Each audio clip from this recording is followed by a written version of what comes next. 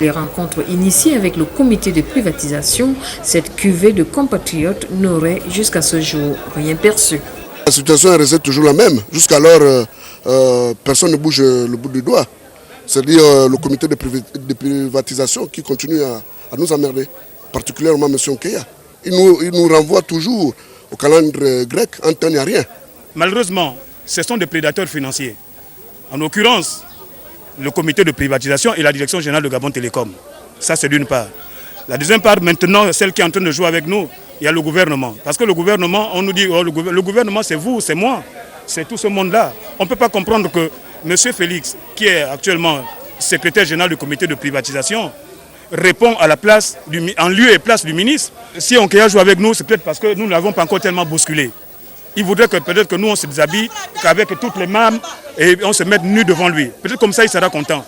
Pour le président du collectif de ces ex-employés, il y a un manque de cohésion dans les différentes mesures prises en vue de résoudre la crise. C'est un jeu de ping-pong entre le ministère et le comité de privatisation. Il n'y a pas eu une évolution en tant que telle, d'autant plus que... Bon, ils nous ont envoyé un document, un document ici, dans lequel il dit, un document que nous pensons être une contradiction flagrante. Qui a envoyé le comité de privatisation? Le comité de privatisation nous a envoyé un document d'une contradiction assez flagrante, dans lequel il dit que le ministre a donné son accord pour le paiement de la résolution numéro 19, mais pas en numéraire.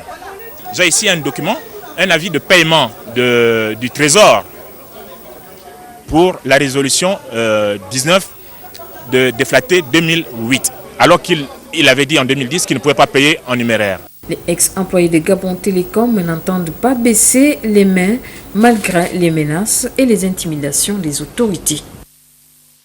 Vivement donc l'aboutissement de ce dossier pour le bien de ces pères et mères des familles aujourd'hui en détresse. Et les 12 syndicats, notamment réunis en